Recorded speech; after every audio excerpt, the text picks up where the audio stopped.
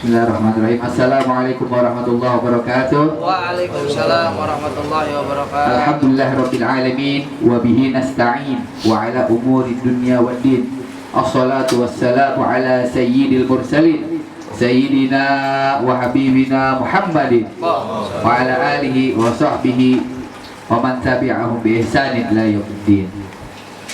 Allahumma ya khairan nasirin, nas'aluka bika antusalli wa tusallima ala abdika wa habibika sayyidina Muhammadin wa ala alihi wa sahbihi salatan tansuruna biha bima nasarta bil mursalin wa tahfaduna biha bima hafizta bi dzikra ya qawiyyu ya matin rasuli wa du'a ilal huda wa dalalah ala al khair ibtigha an wajhillah wa mardatihi wa qurbihi wa thawabihi subhanahu wa ta'ala. Ya, semua niat ngaji yang baik diperhatiin. Ini insya Allah kita mulai rekam full ya, karena kita sudah beli harddisk, alhamdulillah. Kemudian nanti insya Allah kita upload di YouTube. Maka dari awal kita ulang lagi, hitung-hitung murojaah. Dan niatin, mumpung ini dimulai dari awal, setiap pulang satu hadis ini kita bisa hafal, kemudian kita bisa amalkan. Minimal hafal artinya, minimal apa artinya dan maknanya, sehingga bisa kita amalin, kemudian bisa manfaat bagi kita, buat keluarga dan buat umat. Ya, ayo kalau ngaji semangat, semangat niatin, kita dengerin, insya Allah kita bisa dapat manfaatnya dari Rasulullah SAW. Qala Rasulullah sallallahu alaihi wasallam, innamal a'malu binniyat wa innamal likulli imri'in ma nawa.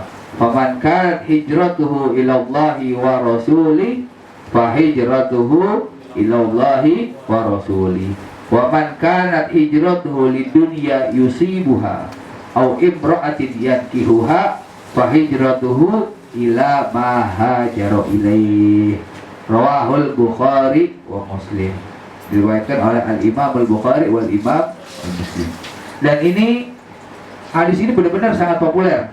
Bahkan kalau kita ngaji kitab hadis Arba'in Imam Nawawi, ini pertamanya juga bahas tentang innamal a'malu binniyat. Ini pentingnya sekali bahwa niat ini nggak boleh jauh-jauh daripada hati kita dan diri kita. Semua harus berkaitan dengan niat yang baik. Bahkan Nabi Muhammad SAW menyatakan segala perbuatan itu tergantung dengan niat seseorang. Baik buruknya tergantung niat seseorang. Wa innama likulli imri'in ma nawa. Sungguhnya tiap-tiap orang akan mendapatkan sesuai yang diniatkannya. Masya Allah. Orang itu akan mendapatkan sesuai yang diniatkan. Berarti kalau Rasul yang bilang begitu, kalau niatnya baik, insya Allah semuanya dikabulkan oleh Allah Subhanahu wa ta'ala. Kenapa Nabi bilang wa innama likulli imri'in ma nawa? Setiap orang itu bakalan dapat apa yang diniatinnya. Dia niat mau bangun masjid, insya Allah Allah kasih dana buat bangun masjid. Niat buat bangun pesantren, Allah kasih rezekinya buat bangun pesantren. Niat untuk santunan anak yatim, Allah kasih rezekinya untuk santunan anak yatim. Makanya niat yang baik ini bisa jadi doa. Nah makanya disebutkan oleh para ulama, barang siapa yang mempunyai niat baik, maka Allah bukakan 70 pintu taufik. Masya Allah, kita niat baik, 70 pintu taufik, 70 pintu kebaikan dibukakan oleh Allah Subhanahu wa ta'ala. Begitu juga sebaliknya, yang punya niat jelek, yang punya niat syar, yang punya niat buruk, itu 70 pintu keburukan dibukakan oleh Allah Subhanahu wa ta'ala. Wal'iyadzubillah. Dan dari manfaatnya niat baik, kalau niat baik kita belum sempat ngelakuin, itu sudah dicatat sebagai amal kita. Tuh niat ya, beda sama azam. Kalau kita udah niat berarti kita udah sekalian mau ngerjain tuh. Ya, itu udah dicatat oleh malaikat kita berbuat baik. Tapi, nah ini rahmahnya Allah. Kita harus tahu ini kasih sayang Allah sama kita. Kalau kita niat buruk, baru niat aja. Niat ada niat jelek, baru ada niat aja. Belum kita lakuin, belum dicatat oleh malaikatnya Allah Subhanahu wa ta'ala. Tapi Harus kita garis bawahi, bukan berarti enak-enakan niat buruk nggak dicatat. Ketika ada niat terlintas niat buruk, kita langsung cepat-cepat beristighfar kepada Allah Subhanahu wa ta'ala dan bersalawat kepada Nabi kita tercinta, Nabi Yuna Muhammad Sallallahu Alaihi Wasallam. Jadi enak ya jadi umat Rasulullah. Niat baik catat kebaikan, niat buruk belum ngelakuin belum dicatat. Niat baik udah niat baik tapi belum sempat ngelakuin dicatat kebaikan. Maka disambung oleh Nabi Muhammad, "Faman kanat hijratu ilallahi wa rasuli, fa hijratuhu ilallahi wa rasuli." Barang siapa yang pindahnya, yang hijrahnya untuk Allah dan untuk Rasulnya, maka hijrahnya tersebut kembali dan diterima insya Allah oleh Allah dan Rasulnya. Makanya kalau kita niat pindah rumah, pindah kerjaan, pindah lingkungan, niat karena Allah dan Rasulnya. Jangan sampai niat karena yang lain-lain. Ini niat pertama nih. Misalnya kayak ada yang pindah ngambil rumah di Tangerang. Niat pertamanya buat hijrah ini buat Allah dan Rasulnya. Biar lebih baik, biar rumah tangga lebih bagus, rumah tangga lebih bagus, ibadah lebih khusyuk. Kemudian biar bisa syiar, bisa dakwah. Nah ini adalah termasuk niat hijrah yang baik. Jangan sampai kita tinggalin niat hijrah yang baik. Meskipun kita di kantor, di luar, di mana-mana, hijrah niat yang baik harus selalu jangan terlepas dari hati kita. Makanya di kantor, di tempat kerjaan juga pilih-pilih teman lingkungan. Kalau yang kiranya ngomongnya nggak ada manfaatnya tiap hari begitu-begitu aja, yang kita temenin.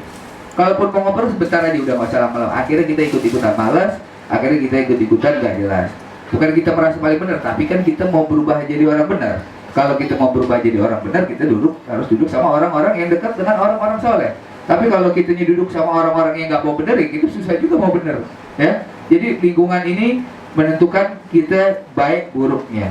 Makanya kita dianjurkan di dalam menuntut ilmu ada satu sahibul ustad untuk berteman atau memiliki ustad, memiliki guru yang mengajak kita kepada Allah Subhanahu wa ta'ala.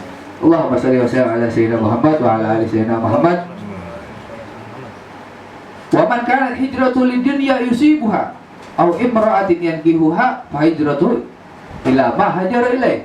Barang siapa yang hijrahnya karena kesenangan dunia semata atau karena seorang wanita yang akan atau ingin dinikahinya, maka hijrahnya kembali kepada apa yang ditujunya. Tadi kalau niatnya buat Allah dan Rasul, maka kembalinya untuk Allah dan Rasul.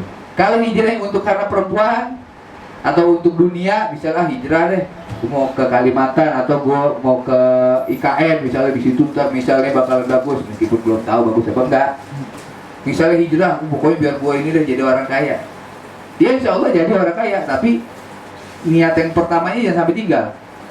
Jadi niat yang kedua bukannya nggak boleh, boleh niat buat perempuan yang dinikahinya hijrah, tapi jangan sampai kita lepas dengan niat hijrah buat Allah dan Rasulnya. Barang siapa yang hijrahnya karena kesenangan dunia semata atau karena seorang wanita yang ingin dinikahinya, maka hijrah itu kembali kepada apa yang ditujunya. Masya Allah, inilah pentingnya kita untuk hijrah, niat-niat yang baik. Bahwa sahnya perbuatan itu, sahnya amal kita itu tergantung dengan niat. Contoh ya, kita makan nih, baca Bismillahirrahmanirrahim. Sama makan nggak baca Bismillahirrahmanirrahim? Sama-sama makan kan? Tapi kalau baca Bismillah ada pahala nggak? Niat baca doa, baca doa ada pahala nggak? Ada pahala. Begitu juga kita ketika berkaca, niat berkaca, bercermin dan juga membaca doa. Sama kita ngaca, main ngaca-ngaca aja. Beda kan? Kalau kita niat ngaca, baca doa, sunnah yang diajarkan oleh Nabi Muhammad SAW, Allahumma kama ahsanta khalqi fahasin khuluqi. Ya Allah, sebagaimana Engkau telah menyempurnakan diriku, maka sempurnakan juga daripada akhlak-akhlakku. Nah, ini derajat niat. Beda kalau kita makanya di sini dibilang di sini hadis niat ini menjelaskan sahnya amal itu ya tergantung dengan niatnya. Kalau orang masuk kalau orang mandi misalnya, mandi basah, semuanya basah, mandinya pakai niat sama mandi nggak pakai niat. Contoh misalnya mandi hari Jumat sunnah, nah dihitung mandi sunnah Jumat itu habis sholat subuh. Misalnya kita kerja berangkat jam 8 pagi atau jam 7 pagi atau setengah 7, ya pas mandi pagi itu mandi kita niat mandi sunnah hari Jumat. Karena nggak mungkin lagi kalau kita sudah sampai kantor kita mandi Jumat, mungkin waktunya nggak ada atau airnya nggak ada atau gimana, ya. Makanya niatin pagi, habis subuh sudah bisa masuk mandi sunat Jumat. Kita mandi biasa, sama dengan kita mandi ada niat mandi Jumatnya, maka kita dapat pahala. Nah, itulah menjelaskan hadis ini bahwa sahnya amal itu tergantung dengan niat seseorang. Makanya kalau kita kemana-mana hadir majlis ataupun minimal mau paling enak niat kita nih niat sebagaimana niat para aslafuna sholih. Itu udah paling aman deh. Minimal begitu dah. Aku berniat nawa itu kama nawa aslafuna sholih. Ya Allah, aku niat bagaimana niat-niatnya orang-orang soleh kita yang terdahulu. Karena orang-orang soleh ini niatnya dahsyat, luar biasa. Kita mungkin kepikirannya satu tentang hal ini, tapi orang soleh pikirnya 1000 tentang satu hal ini. Masya Allah tajam. Makanya kita juga buka ratib, buka maulid misalnya juga ditujukan dengan apa yang diniatkan para guru kita dan juga aslafuna sholihin. Begitu juga nikah, ada niatnya nikah, nggak main serabot-serabot aja. Ada nikahnya Habib Ali bin Abu Bakar As-Sakron yang ngarang daripada akidah wirid sakron, bukan ngarang sakron, yang ngarang akidah wirdus sakronnya. Nah, begitu juga itu ditulis oleh Al-Habib Sa'ad Al-Idrus, termasuk guru Habib Umar bin Habib juga dikumpulkan. Itu ada kitab segini, anak kalau nggak salah masih ada terjemahannya, itu namanya Kitabun Niyat. Isinya semuanya tentang niat, niat hadir majlis taklim, niat silaturahim ke guru, niat tengok orang sakit, niat ziarah, niat mengunjungi para habaib, semua ada niat-niat. Misalnya 10 niat menikah, semuanya ada niatnya. Kalau mau ntar kalau ketemu fotokopi silakan kalau mau dibaca.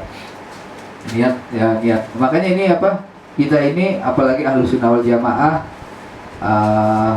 Sunniyah, Sufiyah, Ba'alawi, Al-Ba'alawi ini nggak bisa lepas daripada niat-niat yang baik. Niat yang baik ini harus selalu terlintas di dalam hati kita. Selalu ada, kalau tahu lintasan buruk langsung beristighfar kepada Allah Subhanahu wa taala, bersalawat kepada nabi kita tercinta yang mulia dan agung Sayyidina Muhammad sallallahu alaihi wasallam. Dan juga di dalam niat kita harus ikhlas di dalam taat, di dalam amal-amal kita. Kalau udah kita niat begini, misalnya niat ntar kalau dapat duit mau ngasih buat majlis, misalnya ya Allah kalau dapat 1 juta aja, emang niat nih dapat 1 juta aku mau ngasih majlis misalnya. Ya Allah kalau aku dapat 500, niat ya Allah dalam hati pokoknya buat majlis. Nyampe satu duit dari Allah besoknya, ada yang transfer atau ada yang ngasih, goyang nih duit dari tangan. Padahal itu kadang dari niat kita tuh yang kita minta. Nah ini jangan sampai bergoyang kalau kayak gini. Yang kita harus belajar jujur sama Allah, setia. Karena kita dalam hati ini kan ngucap nih, misalnya ya Allah aku mau ngasih buat orang tua, ya Allah aku mau ngasih buat maulid. Kabul malah lebih tuh. Misalnya ya kita kepengen ngasih buat majlis 500.000, kabul. Dikasih sama Allah 2 juta. Udah kita niat 500 mau ngasih majlis pakai dipotong lagi. Wah itu benar-benar kebangetan kan. Makanya niat baik ini kan tadi wa innamal likulli imri'in ma nawa. Sungguhnya orang itu mendapatkan sesuatu tergantung apa yang diniatkannya. Nah, makanya kalau dapat rezeki, mau kalau biar kita hajat rezeki lancar, kita belajar jujur dulu minimal sama Allah Subhanahu wa taala. Jujur nih, latih diri kita untuk jujur kepada Allah Subhanahu wa taala. Allahumma shalli wa sallim ala sayyidina Muhammad wa ala ali sayyidina Muhammad. Jadi niat ini Allah nggak pandang daripada bentuk rupa kita, wajah kita, ketampanan kita, kekayaan kita, pangkat kita, Allah nggak lihat. Allah ngelihat innallaha yanzuru ila qulubikum wa a'malikum. Allah itu kata Nabi Muhammad SAW melihat kepada perbuatan kita dan isi hati kita. Makanya kita jangan pernah kecil hati, meskipun kita nggak ada siapa, bukan siapa-siapa. Dan kita emang harusnya hidup itu menganggap diri kita bukan siapa-siapa. Wah gua anak majlis ini nih, lu nggak tahu apa gua deket sama kiai ini, lu nggak tahu apa gua deket sama Habib ini. Jangan kayak begitu-begitu deh. Mau jadi apa? Gak usah, biasa aja gitu, biasa mau deket sama orang besar, mau deket sama orang alim. Jangan jadi kesombongan, jangan sampai kita dekatnya sama orang alim, sama orang soleh, sama kiai, sama habaib, bikin kita menjauh dari Allah Subhanahu wa taala. Zahirnya mungkin kelihatan, wah enak ya deket Habib Fulan, wah enak ya deket kiai Fulan, wah enak ya gini-gini. Padahal sejatinya di sisi Allah Subhanahu wa taala mungkin nggak dianggap daripada muridnya, bahkan tidak ada kaitan dengan hubungan ilmu. Makanya kita kalau sudah dekat dengan ulama, kadang-kadang kita nih udah dekat, udah tahu ulama, ada aib atau celahnya sedikit aja. Namanya manusia, nggak kurang dari kekurangan, kecuali yang sempurna adalah Rasulullah SAW. Ada yang sedikit tidak pantas aja langsung kita hati berubah. Nah, makanya jangan sampai kita berubah sama guru. Makanya kalau orang-orang dulu ini saking, karena syaratnya ilmu manfaat ini harus menganggap guru itu sebagai wali. Bukannya anak kita wali, enggak. Kita kalau mau sukses, kita kan ngasih kuncian. Kita kalau mau sukses, anggap guru kita menjadi wali. Kita agungin guru kita muliakan guru kita sebagai orang besar, kekasih Allah. Karena apa? Laula murabbi ma'araftu rabbi. Kalau bukan karena guruku, aku tidak akan mengenal daripada guruku. Makanya orang-orang dulu sampai sedekah. Misalnya sedekah ini ada orang-orang nggak mampu sedekah, ya Allah, aku niat sedekah ini biar hatiku selalu mantap sama guruku. Nah, ini kita jarang lakuin nih. Jadi ketika orang lain ngomong begini tentang guru kita, orang lain ngomong begitu tentang guru kita udah enggak. Oh, udah. Sama guru ta'ziman wa takriman udah. Ya. Tapi ada kalanya kalau semua yang sekiranya keluar dari syariat daripada guru, kita nggak wajib ikutin. Contoh, gurunya ngajak maksiat, waliyadzubillah, meskipun perintah, ada kaidah la ta'ata fi maksiatillah, tidak ada ketaatan, kenurutan di dalam maksiat kepada Allah Subhanahu wa taala. Gurunya ngajak nggak sholat, gurunya ngajak ninggalin sholat, gurunya ngajak yang enggak, ngajak judi, ngajak yang mudarat, yang bikin dosa, jangan kita ikuti. Yang jeleknya jangan kita ikutin, yang baiknya wajib kita ambil. Dan doain juga, makanya sedekah itu kita ngedoain buat ngejaga guru kita, juga ngejaga hati kita kepada guru kita. Sekarang kalau setiap kita ketemu guru ya, kita siap guru, mau nyari guru yang sempurna nggak ada, kecuali Rasulullah. Pindah nih pengajian lo, Pak De, ngaji sini aja, Pak. Mesti ada aja, namanya mata, namanya kita nih pasti nyarinya celah kesalahan orang gitu. Mau pindah ke sono pasti ada aja gitu. Mungkin bisa lebih parah lagi. Tapi kalau mengaji biar kita lebih baik, jangan nyari daripada kesalahan guru, apalagi kesalahan orang tua. Allahumma sholli wa sallim ala sayyidina Muhammad wa ala ali sayyidina Muhammad. Jadi ayyuhal ikhwan hafizakumullah, mudah-mudahan niat yang kita pelajari ini, hadis tentang niat, menjadi semangat niat kita dan membangunkan motivasi di dalam hidup dan jiwa kita. Yang biasanya kita mungkin udah hidup segan mati tak mau, dengan niat ini nih, kita semangat, wah ternyata niat ini nggak sembarangan. Niat ini suatu yang luar biasa, yang menjadi kita semakin nambah motivasi, ngerasa nambah dekat sama Allah, ngerasa nambah dekat dengan Rasulullah, merasa wah bener-bener Rasulullah ini sayang sama kita. Kitanya nggak pernah ada buat Rasulullah, kitanya nggak pernah nangis buat Rasulullah. Rasulullah selalu mikirin kita, tapi kitanya mikirin dunia.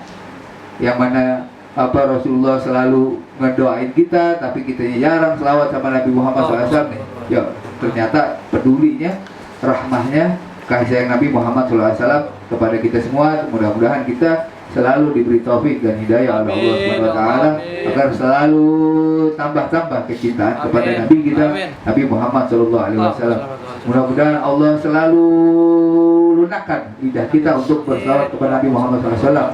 Mudah-mudahan Allah mudahkan hati kita untuk bisa selalu berniat baik, dan mudah-mudahan kita selalu didekatkan dengan Nabi Muhammad sallallahu alaihi wasallam. Allahumma shalli ala sayyidina Muhammad wa ala ali sayyidina Muhammad. Ayyuhal hadirin rahimakumullah.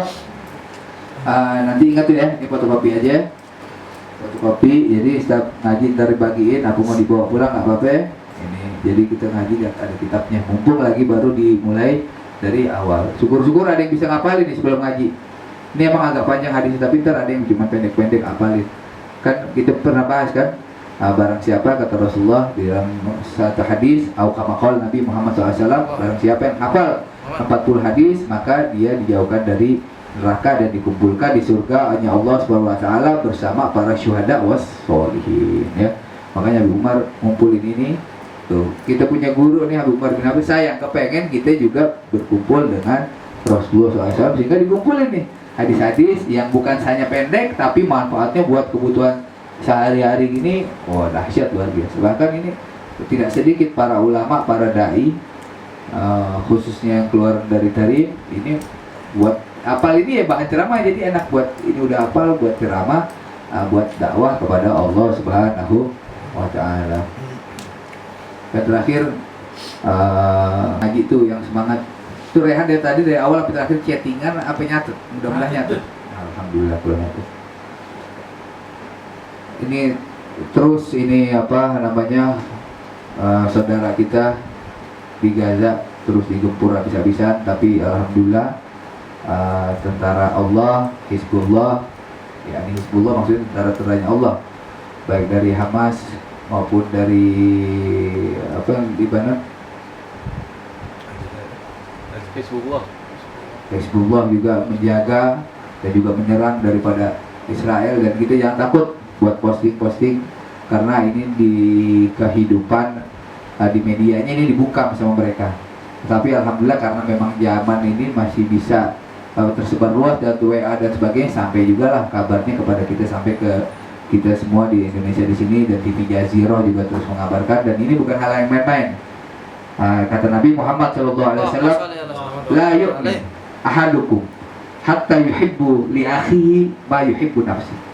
Tidak sempurna iman seorang sampai dia mencintai saudaranya sama layaknya dia mencintai dirinya sendiri. Kita kan sayang sama diri kita sendiri. Nah, kita nyayangin saudara-saudara kita udah sama kayak saudara apa yang kita cintain daripada diri kita. Nah, ini saudara-saudara kita kesian, kita lihat anak-anak kecil nggak salah apa-apa, karena orang-orang Yahudi ini, orang-orang Israel ini, dia melanggar daripada aturan-aturan perang. Dia ngebom rumah sakit, dia ngebom sekolah, tempat tinggal, bukan di zona-zona perang. Kalau kita ini nyerang masuk ke zona-zona perang, dan orang perempuan, anak-anak kecil kita tidak serangi, tapi mereka membantai kita, dia merusak daripada masa depan anak-anak, dia merusak daripada perempuan-perempuan, daripada orang-orang Palestina. Nah, ini yang sampai kita nggak peduli, jangan kita malu update gituan, share ya, kita share. Kita nih udah banyak melihat dosa di dalam HP, paling nggak juga kita menyebarkan kebaikan di dalam HP kita ya, posting.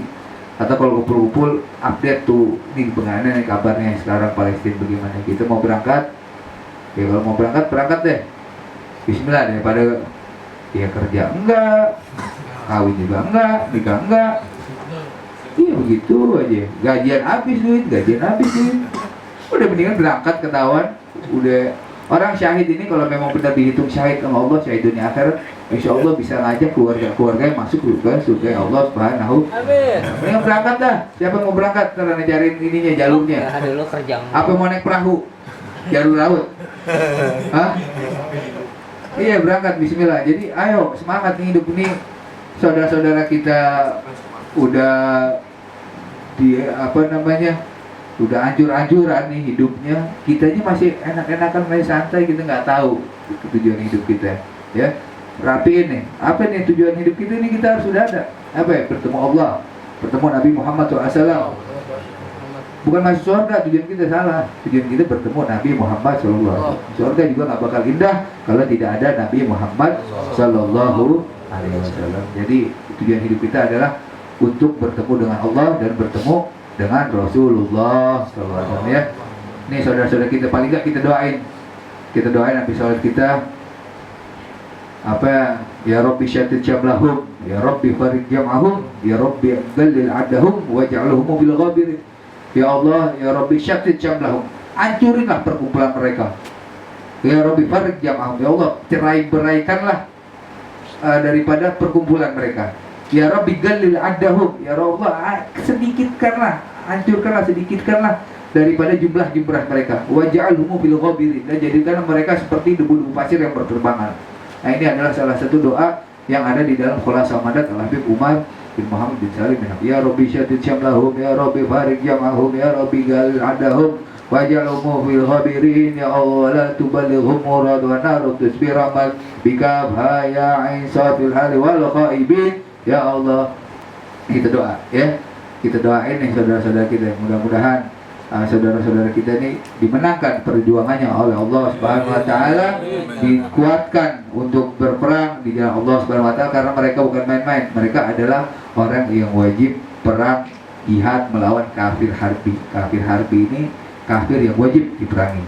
Dan ini kata Al-Habib Umar bin Muhammad Salim bin Habib kemarin kan pada akhir bulan Rabiul Awal itu terjadinya, mulai itu pada awal pertengahan Oktober. Dan kata Habib Umar, ini sebaik-baiknya perayaan Maulid Nabi Muhammad SAW, kebangkitan orang Palestina ini, kata Habib Umar apa?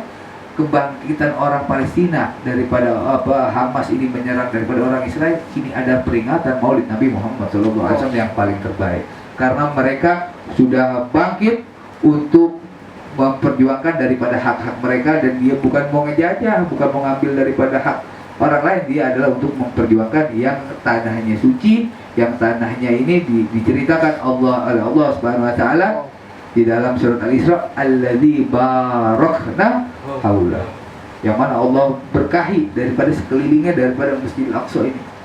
Ketahuilah ayyuhal ikhwan, Masjidil Aqsa ini kiblat pertama daripada umat Islam. Makanya kalau di kita umroh itu ada masjid kiblatain. Yang pertama menghadap ke Masjidil Aqsa, tapi yang kedua adalah menghadap ke Ka'bah. Nah ini yang menghadap ke Ka'bah ini adalah setelah turun ayat dari Allah Subhanahu wa taala, fawalli wajhaka syatrul Masjidil Haram. Allah alaihi pindahin ke apa? Kiblatnya kepada Ka'bah. Sebagaimana, kenapa sih kita sholat ngadapnya ke kiblat? Emang Allah di Ka'bah? Bukan. Tapi kenapa? Kan kiblat semuanya ngadap ke barat, ke kanan sedikit kan? Itu ngadap ke Ka'bah. Apakah Allah di Ka'bah? Enggak. Terus kenapa kalau kita angkat tangan, berdoa angkat tangan? Apakah Allah di atas? Hah? Allah enggak bertempat, dan Allah tidak butuh tempat. Tempat kan sesuatu yang baru. Allah ini nggak boleh bersandingan dengan sesuatu yang hadis, sesuatu yang baru. Kenapa? Sebagaimana Allah jadikan kiblat sholat adalah Ka'bah, begitu pula Allah jadikan kiblat doa ke langit. Bukan berarti Allah doa, tapi memang menjadi kiblat doa. Itu adalah kata para ulama. Mudah-mudahan Allah Subhanahu wa taala berikan kita kesungguhan, keistiqomahan, semangat, motivasi dalam hadir majelis ilmu, dan Allah selalu teguhkan, kuatkan, tegarkan hati kita untuk tidak lemas melangkahkan kaki ke majelis ilmu, walau dalam keadaan susah, walau dalam keadaan letih, walau dalam keadaan lesu. Dan mudah-mudahan Allah Subhanahu wa taala dengan kita memaksakan hadir di dalam majelis ilmu, kita berhasil melawan daripada hawa nafsu dan egois kita untuk hadir ke majelis, hajat-hajat kita yang mana selama ini belum digabulkan oleh Allah Subhanahu wa taala. Mudah-mudahan Allah Subhanahu wa taala senantiasa segera mengabulkan daripada hajat-hajat kita. Allah kabulkan daripada yang kita panjatkan kepada Allah Subhanahu wa taala. Allah Subhanahu wa taala kabulkan daripada apa yang kita minta selama ini dalam hal kebaikan, yang mana untuk mendekatkan diri kita kepada Allah, untuk mendekatkan diri kita kepada Nabi Muhammad Sallallahu Alaihi Wasallam. Lagi-lagi dan kita minta kepada Allah Subhanahu Wa Taala, mudah-mudahan Allah Subhanahu Wa Taala selalu memerhatikan kita, dan mudah-mudahan ya Allah beritahu ya Allah kepada kasihmu Nabi kita Nabi Muhammad SAW, jangan selalu bosan untuk mendoakan kami ini sebagai umatnya Rasulullah SAW untuk selalu cinta kepada Rasulullah SAW, biar selalu ditanamkan mahabbah kepada Nabi Muhammad SAW.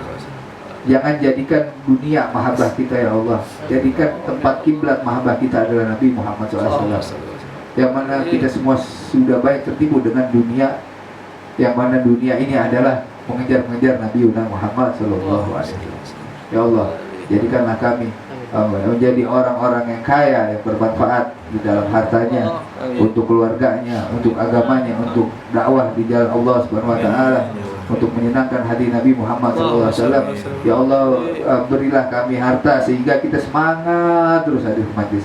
Ya Allah, jika Engkau beri harta, kemudian Engkau juga berilah semangat. Jangan sampai Engkau memberi harta ya Allah, tapi membuat daripada kita kecil semangat untuk hadir ke majlis. Karena banyak ya Allah ketika sudah ada harta di tangan, sudah ada uang di tangan, mereka atau kita berat ya Allah untuk hadir ke majlis. Tapi mudah-mudahan Kau kasih rezeki yang halal, yang barokah, yang manfaat, sehingga semakin juga kita semangat hadir ke dalam majlis-majlis ilmu, hadir bertemu dengan orang-orang soleh, dan hadir ziarah kepada orang-orang soleh, dan cinta kepada Allah, kepada Rasul, kepada orang tua dan guru, cinta kepada ulama, kepada habaib yang dimuliakan oleh Allah Subhanahu wa ta'ala. Allahumma shalli ala sayyidina Muhammad wa salli wa sallam ala sayyidina Muhammad wa salli wa sallam ala sayyidina Muhammad.